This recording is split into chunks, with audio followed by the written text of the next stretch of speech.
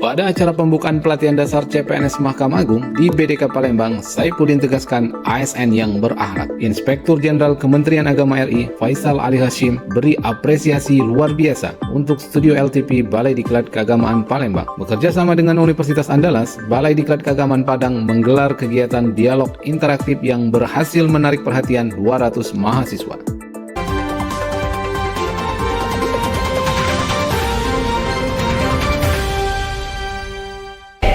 Halo sahabat LTP, TV-nya Balitbang. Selamat datang di kabar LTP Sepekan yang akan membahas berita aktual seputar pendidikan, pelatihan, dan keagamaan. Bersama saya, Yafi Grata Putra, yang akan menemani Anda selama beberapa menit ke depan. Berita pertama, dalam rangka memperingati Hari Guru Nasional, Balai Diklat Keagamaan Palembang menggelar upacara peringatan di lapangan BDK Palembang. Dengan Saifuddin sebagai pembina upacara menyampaikan sambutan amanat Menteri Agama. Hari Guru Nasional tahun 2024 mengangkat tema Guru Berdaya Indonesia Jaya. Tema ini mengingatkan kita akan peran vital guru dalam membangun peradaban bangsa yang unggul dan bermartabat. Senin 25 November 2024. Dalam sambutannya, Saifuddin mengatakan, guru bukan hanya penyampai ilmu pengetahuan, melainkan juga pembentuk karakter, inspirator, dan penjaga nilai moral bangsa. Ia menyampaikan, seorang guru yang berdaya mampu memanfaatkan teknologi untuk memperkaya proses pembelajaran, menanamkan nilai-nilai karakter, serta menjadi teladan bagi murid-muridnya. Di tengah peringatan Hari Guru Nasional ini, Saifuddin mengajak peserta upacara untuk mengambil langkah bersama dalam memastikan keberdayaan guru. Pertama, pentingnya penguatan kompetensi guru. Kedua, perlunya memberikan penghargaan dan dukungan bagi guru dan tenaga kependidikan. Ketiga,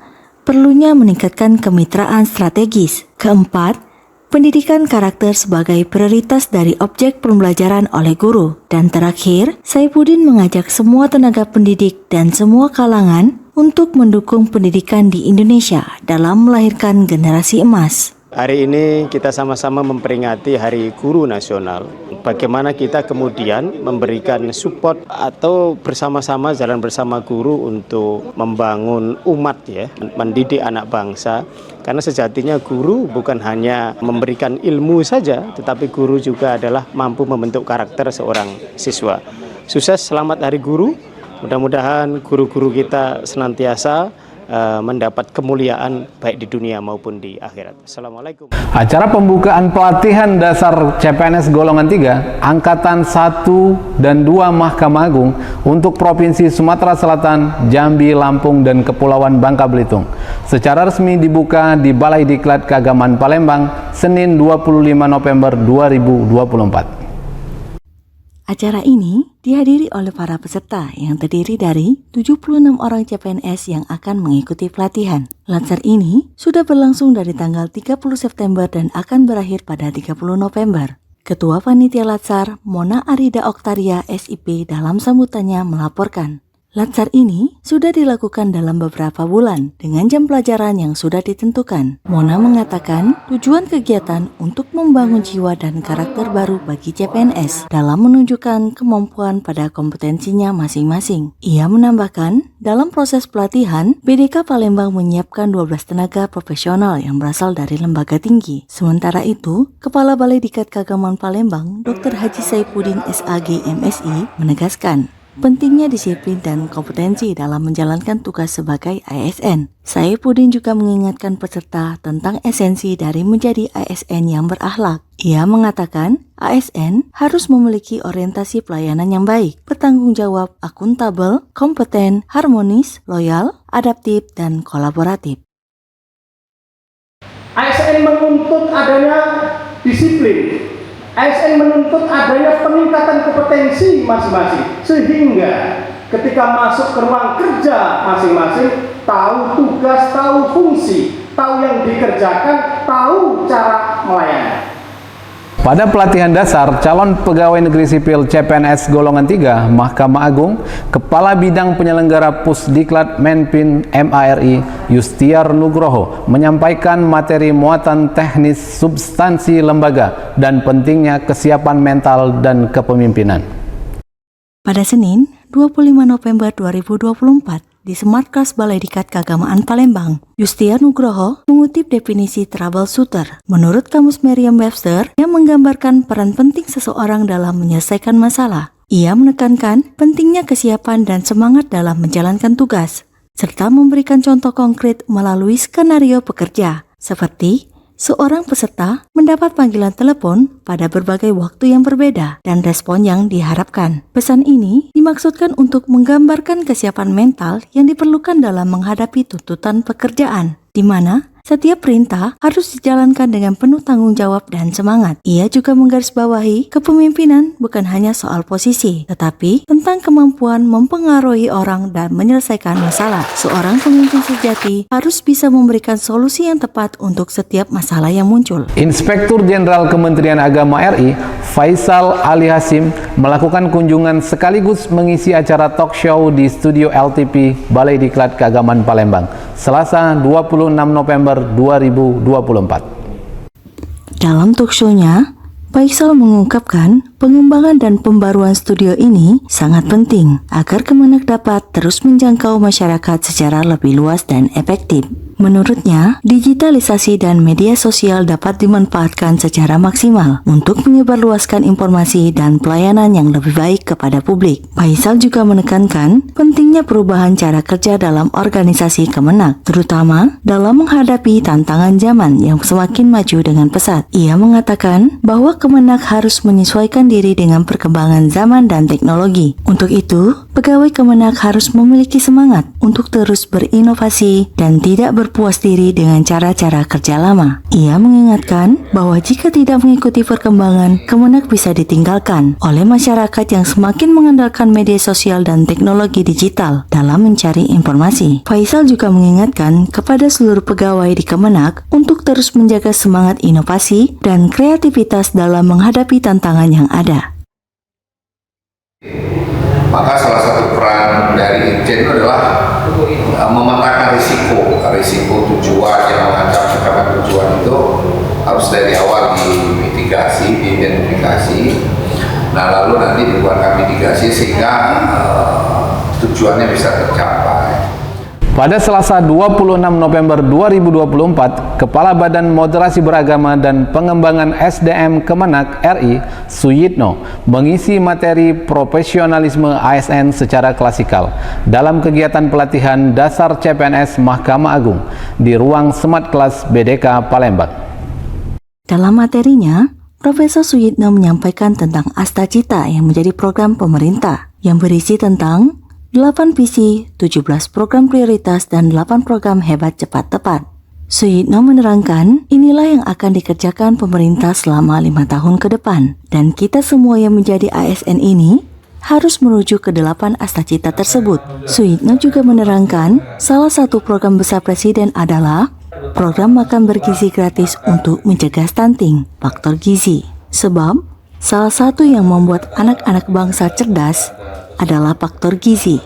Suyitno menghimbau para calon ASN untuk mensosialisasikan bahwa pemerintah dengan sangat masif untuk memastikan makanan bergizi itu sampai kepada masyarakat.